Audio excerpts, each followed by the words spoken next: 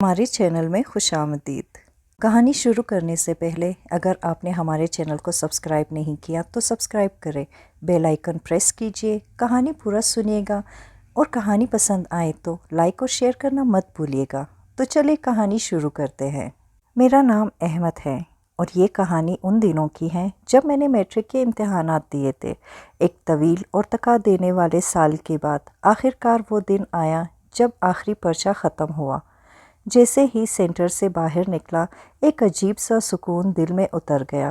اب نہ صبح صبح کی نیند خراب ہونے کا ڈر، نہ ہی امتحانات کی تیاری کا دباؤ۔ وہ وقت جیسے میرے لیے آزادی کی سانس تھا۔ امتحانات ختم ہونے کے بعد میری زندگی میں جیسے ایک خلاصہ آ گیا۔ روز صبح دیر سے اٹھنا، سارا دن موبائل پر یا سونے میں گزارنا اور رات گئے تک جاگنا، بس یہی روٹین بن گئی تھی۔ دوستوں سے ملاقات کم ہو گئی تھی کیونکہ وہ بھی اپنے اپنے خاندانوں میں مصروف تھے۔ والدین بھی کہتے رہتے تھے کہ کوئی ڈپلومہ کا کورس کر لوں، مگر میں تو بس سونا چاہتا تھا۔ ایک دن میرے کزنز علی، زین اور فرحان گھر آئے۔ وہ سب مجھ سے 2-3 سال بڑے تھے اور ہمیشہ کچھ نہ کچھ پلان بناتے رہتے تھے۔ علی نے آتے ہی کہا، احمد تمہاری چھٹیاں ہیں، کیوں نہ کہیں گھومنے چلے؟ میں نے ہنستے ہوئے پوچھا، کہاں کا ارادہ ہے جناب؟ زین بولا، وادی زیارت کا سوچ رہے ہیں، بس 1-2 دن کے لیے، موسم بھی ٹھنڈا ہے اور تھوڑا دماغ بھی فریش ہو جائے گا۔ یہ سنتے ہی میرے اندر کا سیر و تفریح کا شوق جاگ اٹھا۔ ویسے بھی گھر بیٹھے بیٹھے بور ہو چکا تھا۔ میں نے فوراً حامی بھر لی۔ امی نے تھوڑا منع کیا کہ باہر کا کھانا، ٹھنڈا موسم، بیمار نہ پڑ جانا، مگر ابو نے کہا جانے دو، امتحان دیے ہیں، تھوڑا تفریح بھی ضروری ہے۔ اور یوں ہمارے وادی زیارت کے سفر کا آغاز ہوا۔ ہم نے اگلی صبح روانگی کا فیصلہ کیا۔ شام تک سب نے اپنا بیگ تیار کیا، جیکٹ، گرم کپڑے، کھانے کے لیے کچھ ہلکی پھلکی چیزیں اور ساتھ ہی ٹارچ اور کیمرہ تاکہ ہم ہر لمحے کو قید کر سکیں۔ مجھے ایک نیا سا جوش محسوس ہو رہا تھا، جیسے کوئی مہم جوئی شروع ہونے جا رہی ہے۔ یہ میری زندگی کی وہ چھٹیاں تھیں جنہیں میں ہمیشہ یاد رکھوں گا، یا یوں کہیں کہ جنہوں نے میری زندگی ہمیشہ کے لیے بدل دی۔ اگلی صبح سورج کی پہلی کرن کے ساتھ ہی سب جاگ گئے۔ سفر کا جنون ہم سب پر طاری تھا۔ ناشتے کے بعد ہم نے اپنا سامان گاڑی میں رکھا۔ علی کے والد نے اپنی گاڑی ہمیں دی تھی تاکہ ہم آرام سے سفر کر سکے۔ علی ڈرائیونگ کر رہا تھا، زین سامنے بیٹھا تھا اور میں اور فرحان پیچھے بیٹھے تھے۔ ہم سب کے چہروں پر خوشی اور جوش نمایاں تھا۔ جیسے ہی ہم نے شہر کے حدود پار کیے، کھڑکی سے آتی تازہ ہوا نے دل خوش کر دیا۔ روڈ کے دونوں طرف پہاڑ، نیلے آسمان پر تیرتے بادل اور ہر لمحے بدلتا ہوا موسم، سب کچھ جادو سا لگ رہا تھا۔ کبھی ہلکی ہلکی دھوپ، کبھی ٹھنڈی ٹھنڈی چھاؤں۔ ہم نے گاڑی میں اپنی پسند کی موسیقی لگائی اور کبھی کبھی راستے میں گاڑی روک کر تصاویر بھی لیے۔ راستے میں ہم نے ایک چھوٹے سے ہوٹل پر چائے اور پراٹھوں کا ناشتہ کیا۔ پہاڑی علاقوں کی چائے کا مزہ ہی کچھ اور ہوتا ہے۔ وہ خوشبو، وہ ذائقہ، وہ ٹھنڈی ہوا کے ساتھ گرم گھونٹ، ایسا لگا جیسے زندگی کی تمام تکن اتر گئی ہو۔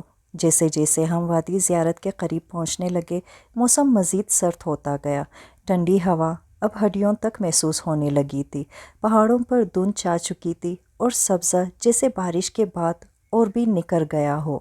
ہم سب کھڑکیوں سے جھانکتے، کبھی ہنستے، کبھی قدرت کے حسن پر حیران ہوتے۔ بالآخر دوپہر کے قریب ہم وادی زیارت کے مرکزی مقام پر پہنچ گئے۔ وہاں ایک پرانا مگر صاف ستھرا گیسٹ ہاؤس موجود تھا جو سیاحوں کے لیے بنایا گیا تھا۔ ہم نے وہی 2 کمروں والا حصہ بک کروا لیا۔ کمرے سادہ مگر آرام دہ تھے۔ لکڑی کے فرنیچر، گرم کمبل اور بڑی کھڑکیوں سے باہر پہاڑوں کا نظارہ، ایسا لگ رہا تھا جیسے قدرت خود ہمارے استقبال کے لیے موجود ہو۔ سامان رکھنے کے بعد ہم باہر نکلے اور وادی کی سیر شروع کی۔ وہاں موجود صنوبر کے درخت، چشمے اور پرندوں کی چہچہاہٹ نے ہمیں جیسے کسی اور دنیا میں پہنچا دیا۔ ہم نے ہنستے ہوئے تصاویر بنائے، درختوں پہ نام کشے اور ایک چھوٹے سے چشمے پر جا کر پیر پانی میں ڈال کر بیٹھ گئے۔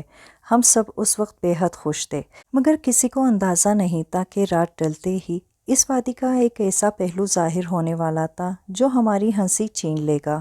सारा दिन घूमने फिरने, तस्वीर खींचने और हंसी मजाक में कब गुजर गया पता ही ना चला। शाम होते ही मौसम ने अपना रंग बदला। ठंडी हवा कुछ ज़्यादा ही तेज़ हो गई और पहाड़ों के दरमियान छाई धुंध ने फिज़ा को पुरस्कार बना दिया था। हम गेस्ट हाउस वापस आए तो हल्की हल्की बूंदाबांदी शुरू हो चुकी थी। कमरे के अंदर हीटर नहीं था, इसलिए हमने कंबल लपेटे और बैठकर चाय बनाई। अली ने आहिस्ता आवाज़ में मौसीकी चलाई। कमरे में मध्यम रोशनी, बाहर गिरती बारिश और हम चारों की हंसी, सब कुछ किसी फिल्मी मंजर जैसा महसूस हो रहा था। रात तकरीबन 11 बजे हम सब ने बिस्तर संभाल लिए। अली और ज़ैन एक बिस्तर पर, मैं और फरहान दूसरे पर लेट गए। कमरे की लाइट बंद करते ही अंधेरा छा गया। सिर्फ खिड़की से आती चांदनी की हल्की सी रोशनी थी जो कमरे में फैल रही थी। मैंने आंखें बंद किए मगर न जाने क्यों नींद नहीं आ रही थी। पहाड़ों की खामोशी, कभी कभार दूर से आती कुत्तों के भौंकने की आवाज़ और कमरे में सनसनाहट, दिल को अजीब सी बेचैनी होने लगी। फिर अचानक रात के तकरीबन 2 बजे के करीब मुझे एक अजीब सी आवाज़ सुनाई दी, जैसे कोई नाजुक कदमों से चल रहा हो, जैसे किसी ने पायल पहनी हो और वो किसी कमरे या राहदारी में आहिस्ता आहिस्ता चल रहा हो। मैं चौंक गया, दिल की धड़कन तेज़ हो गई। मैंने कमरे में गर्दन घुमाकर देखा, सब सो रहे थे गहरी नींद में। कमरे की खिड़की बंद थी, दरवाज़ा भी अंदर से लॉक था। आवाज़ बिल्कुल साफ सुनाई दे रही थी। ऐसा लग रहा था जैसे किसी ने नीचे गैलरी में कदम रखा हो और आहिस्ता आहिस्ता मेरे कमरे के दरवाजे के सामने आकर रुक गया हो। मेरा दिल ज़ोर ज़ोर से धड़कने लगा। मैंने कंबल और ज़ोर से अपने इर्द गिर्द लपेट लिया और सोने की कोशिश की। खुद को समझाया, अहमद ये तुम्हारा वहम है, पहाड़ी इलाका है, शायद कोई जानवर हो या हवा का शोर। लेकिन अंदर से एक अजीब सा खौफ मेरे जिस्म में दौड़ रहा था, जो मुझे इस रात सोने नहीं दे रहा था। इसी खौफ और उलझन के साथ ना जाने कब आंख लग गई।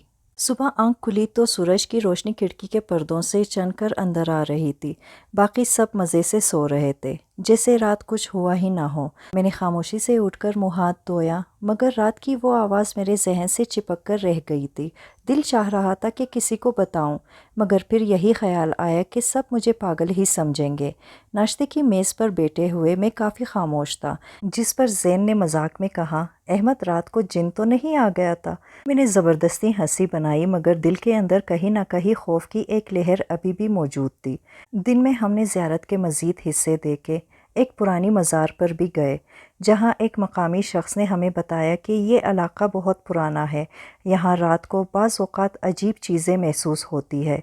मैं चौंक गया, मगर कज़न्स ने उसकी बात को हंसी में उड़ा दिया। शाम को हम वापस गेस्ट हाउस पहुँचे। मौसम कुछ ज़्यादा ही सर्द हो चुका था और बादलों की गड़गड़ाहट भी सुनाई दे रही थी। कमरे के अंदर आकर हमने चाय पी, कुछ देर गपशप की और फिर हस्बे मामूल अपने बिस्तर संभाल लिए। रात तकरीबन 11:30 बजे लाइट्स बंद किए। कुछ देर तो सब खामोशी से लेटे रहे, फिर आहिस्ता आहिस्ता सबकी सांसें गहरी होने लगी। कमरे में फिर वही खामोशी छा गई। मैं नींद के इंतज़ार में लेटा था कि अचानक फिर वही आवाज़, पायल की आवाज़, मगर इस बार पहले से ज़्यादा साफ, जैसे वो कदम आहिस्ता आहिस्ता कमरे के बिल्कुल करीब आ रहे हों। एक कदम, फिर दूसरा कदम और फिर दरवाजे के सामने आकर रुकने की आवाज़। मेरे रोंगड़े खड़े हो गए। इस बार ये वहम नहीं था, मैं बिल्कुल जाग रहा था। मैंने आहिस्ता से कज़न फरहान को बुलाया, मगर वो गहरी नींद में था। दिल चाहा कि ज़ोर से चीखूं, मगर ज़बान जैसे बंद हो गई थी। दरवाजे के नीचे से कमरे में हल्की सी सायेदार हरकत नज़र आई, जैसे कोई बाहर खड़ा हो और चांदनी उसके पाँव के साए अंदर डाल रही हो। मेरी सांस रुकने लगी, मैं पसीने में भीग गया। हालांकि कमरा ठंडा था। तकरीबन 2 मिनट बाद वो आवाज़ आहिस्ता आहिस्ता दूर जाने लगी और फिर खामोशी। मैं सारी रात आंखें खुली रख के लेटा रहा। दिल मुसलसल धड़क रहा था और एक अनजाना खौफ मुझे अपने गिरफ्त में लिए हुए था। सुबह की रोशनी मेरे लिए किसी नेमत से कम ना थी। वादी ज़ियारत का सफ़र अपने इख्तिताम को पहुंचा। हमने अगली सुबह वापस घर जाने की तैयारी की। सबके चेहरों पर तकन थी, मगर दिल में खुशी कि हमने एक खूबसूरत जगह की सैर की। मैं बाहर से हंसता मुस्कुराता ज़रूर था, लेकिन मेरे अंदर एक अनजाना खौफ बैठ चुका था। वो पायल की आवाज़, वो साया, जैसे कोई मेरे साथ साथ सफ़र करके वापस आया हो। घर पहुंचकर अम्मी अब्बू ने खुशी से इस्तकबाल किया। छुट्टियों का अहवाल पूछा, तस्वीरें देखे और हंसकर कहा, देखा تھوڑی تفریح کر لی تو طبیعت بھی بحال ہو گئی۔ میں زبردستی مسکرا دیا، مگر میرے دل میں کچھ اور ہی چل رہا تھا۔ اسی رات کے تقریباً 2 بجے جب سب گھر والے گہری نیند میں سو رہے تھے، میں لیٹا ہوا تھا کہ ایک مانوس سی آواز نے میری نیند اچک لی۔ میری آنکھیں فوراً کھل گئی، دل جیسے زور زور سے دھڑکنے لگا۔ میں نے فوراً ارد گرد دیکھا، میرا کمرہ بند تھا، کھڑکی بھی اچھی طرح لگی ہوئی تھی، مگر یہ وہی پائل کی آواز تھی جو میں وادی زیارت میں 2 راتوں سے سن رہا تھا۔ میں سیدھا بیٹھ گیا، سانس پھولی ہوئی تھی، کمرے کی دیواروں پر نظر دوڑائی مگر کچھ نظر نہیں آیا۔ آواز پھر آنا بند ہو گئی۔ میں نے سوچا شاید یہ میرا وہم ہو، مگر اندر سے ایک آواز مسلسل کہہ رہی تھی، نہیں احمد، یہ وہم نہیں، یہ کچھ اور ہے۔ اگلے دن بھر عجیب سی تکن طاری رہی، حالانکہ میں نے کوئی خاص کام نہیں کیا تھا۔ چہرہ زرد، آنکھوں کے گرد سیاہ حلقے اور ذہن میں مسلسل ایک ہی بات، وہ پائل۔ امی نے پوچھا، طبیعت ٹھیک ہے؟ میں نے بس اتنا کہا، ہاں تھوڑا سا سر درد ہے۔ مگر یہ سر درد دن بدن بڑھنے لگا۔ ہر رات وہی وقت، وہی آواز، کبھی دروازے کے باہر، کبھی کمرے کے کونے میں، کبھی کھڑکی کے پاس، جیسے کوئی میرے آس پاس چلتا ہو، دیکھتا ہو مگر نظر نہ آتا ہو۔ اب تو یہ حالت ہو گئی تھی کہ میں رات کو سونے سے ڈرنے لگا تھا۔ نیند آتی بھی تو بار بار ڈر کر جاگ جاتا، اور جب آنکھیں کھلتی تو پائل کی آواز پھر سنائی دیتی، جیسے کسی نے میرے کانوں کے اندر بجا دی ہو۔ یہ آوازیں، یہ خوف، یہ غیر مرئی موجودگی، میرا ذہن مفلوج ہوتا جا رہا تھا۔ اب مجھے یقین ہونے لگا تھا، کچھ ہے جو میرے ساتھ وادی زیارت سے لوٹی ہے۔ پائل کی وہ آوازیں اب میرا معمول بن چکی تھی۔ ہر رات تقریباً ایک ہی وقت پر جیسے وہ سایہ مجھے جگانے آتا تھا، میرے گرد گھومتا اور پھر خاموشی سے لوٹ جاتا، مگر اس کی موجودگی چھوڑ جاتی ایک گہرا اثر، ایک انجانی تکن، دماغی بوجھ اور ایک ایسی بے چینی جو لفظوں میں بیان نہیں کی جا سکتی۔ پہل تو میں نے کوشش کی کہ خود کو سنبھال لوں، خود کو سمجھاؤں کہ یہ سب میرا وہم ہے، مگر جب یہ کیفیت دنوں میں بدل کر ہفتوں تک چلی تو میرا جسم جیسے جواب دینے لگا۔ اب نہ صرف نیندیں غائب ہو چکی تھی، بلکہ روزانہ میرے سر میں ایسا درد ہوتا جیسے کسی نے ہتھوڑا مارا ہو، ایسا محسوس ہوتا جیسے سر کے اندر کچھ رنگ رہا ہو یا جیسے دماغ کی نسیں کھینچ رہی ہو۔ درد کی شدت اتنی بڑھ جاتی کہ بعض اوقات میرا دل کرتا کہ اپنا سر دیوار سے مار کر ختم کر دوں۔ امی میرے چہرے پر اترتی زردی اور آنکھوں کے گرد سیاہ حلقے دیکھ کر پریشان ہو گئی۔ انہوں نے مجھے فوراً مقامی ڈاکٹر کے پاس لے جانا شروع کر دیا۔ ڈاکٹر نے خون کے ٹیسٹ کروائے، بلڈ پریشر چیک کیا، حتیٰ کہ نیند اور دماغ کے اسکین بھی کروائے، مگر ہر رپورٹ بالکل نارمل آتی۔ ڈاکٹر کہتا، احمد کو شاید دباؤ یا ڈپریشن ہے، نیند پوری کرے، فکر نہ کرے، سب ٹھیک ہو جائے گا۔ مگر مجھے خود معلوم تھا کہ یہ کوئی دماغی بیماری نہیں تھی، کچھ تو تھا جو میری روح تک اثر کر رہا تھا۔ میرا جسم بھاری، سانس پھولی ہوئی، دل گھبرایا ہوا، اور ہر وقت ایسا لگتا کہ کوئی میرے ساتھ موجود ہے پر دکھائی نہیں دیتا۔ رفتہ رفتہ میری حالت بگڑنے لگی، میں بستر تک محدود ہو گیا، کھانے کا دل نہ کرتا، بات کرنے کی ہمت نہ تھی، ہر وقت کمبل میں لیٹا بند آنکھوں کے ساتھ پڑا رہتا، اور اندر ہی اندر اس خیال سے لرزتا رہتا کہ کب وہ پائل پھر بجے گی۔ یہ صرف سر درد یا کمزوری نہیں تھی، یہ کسی اور جہاں سے آئی ہوئی چیز تھی جو مجھے اندر سے کھا رہی تھی۔ مجھے اب یقین ہو چلا تھا، یہ بیماری نہیں، یہ سایہ ہے، کوئی ہے جو میرے ساتھ لگا ہوا ہے۔ میری زندگی اب ایک کمرے، ایک بستر اور ایک سائے تک محدود ہو چکی تھی۔ پہل جو درد صرف رات کو آتا تھا، اب وہ ہر وقت میرے وجود پر طاری رہنے لگا تھا۔ آنکھیں کھولنے کی ہمت نہ ہوتی، جسم اتنا کمزور ہو چکا تھا کہ بات کرتے ہوئے سانس چڑھ جاتی، جیسے سینے میں ہوا باقی نہ رہی ہو۔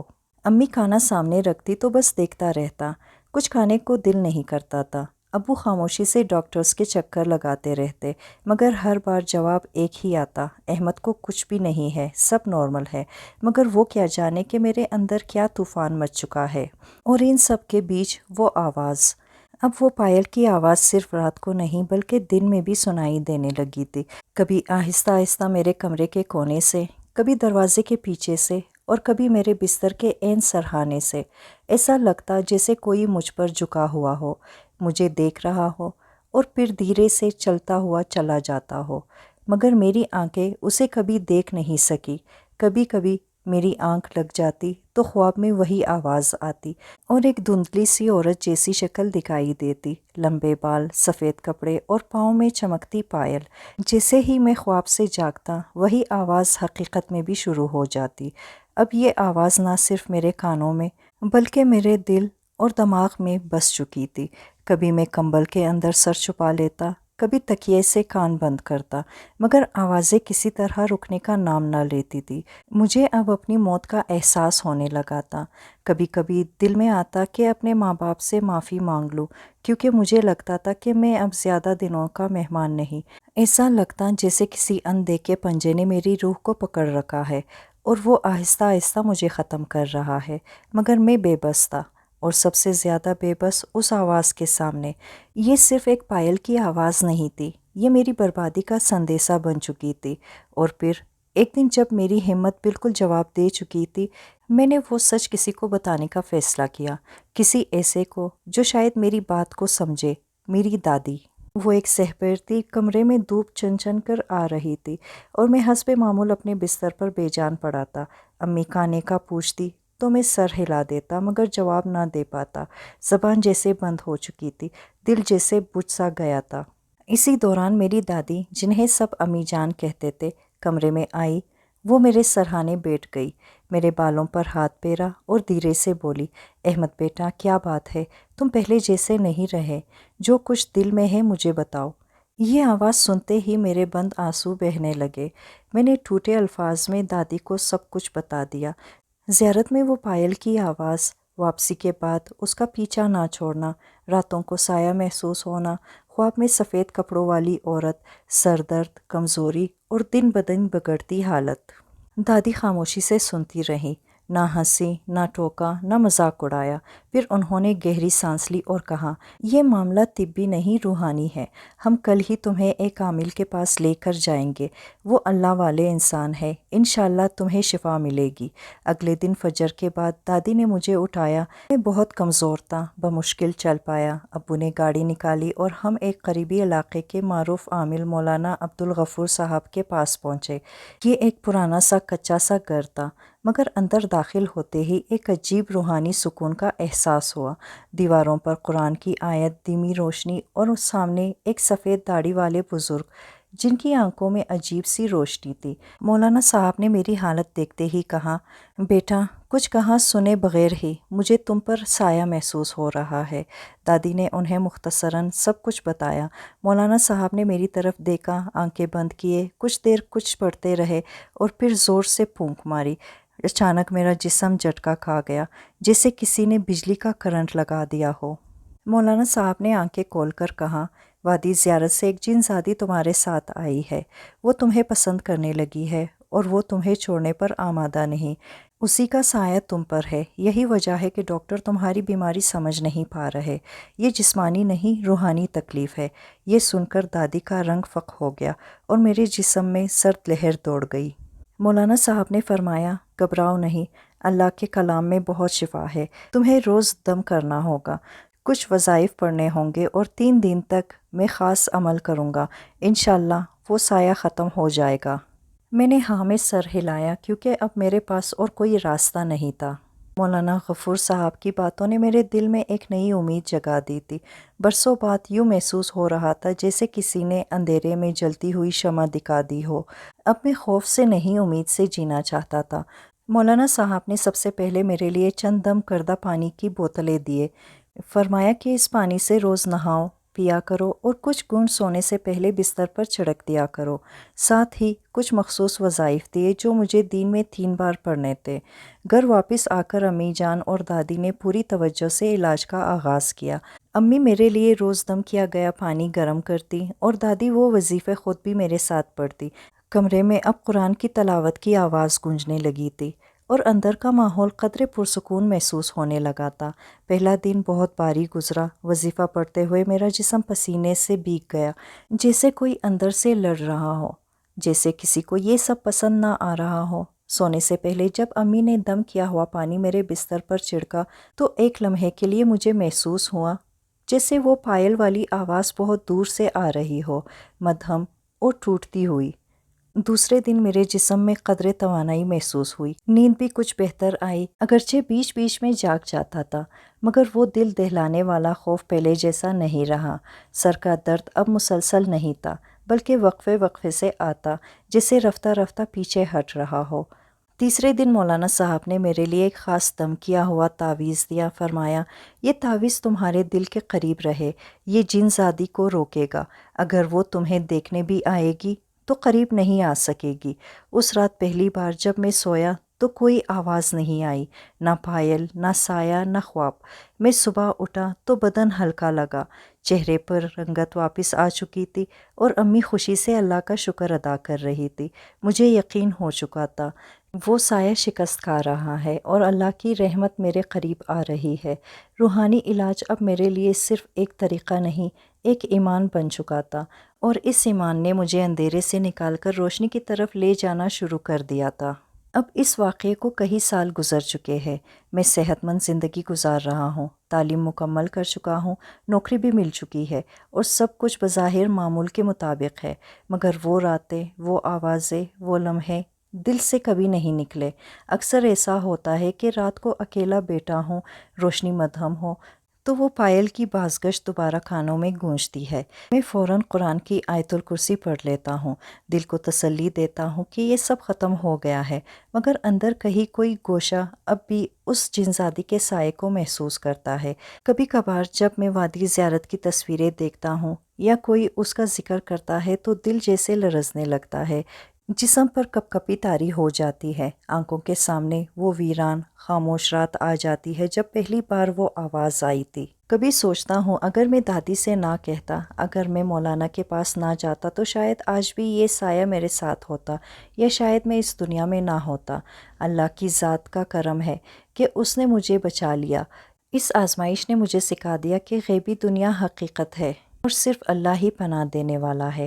آج بھی جب میں کمرے میں اکیلا ہوتا ہوں تو کمرے کے کونوں پر ایک نظر ضرور ڈالتا ہوں، دروازے کے نیچے سے جھانکتی تاریکی میں جھانکتا ہوں، اور دل میں صرف ایک دعا نکلتی ہے، یا اللہ مجھے اس سائے سے، اس یاد سے ہمیشہ محفوظ رکھنا۔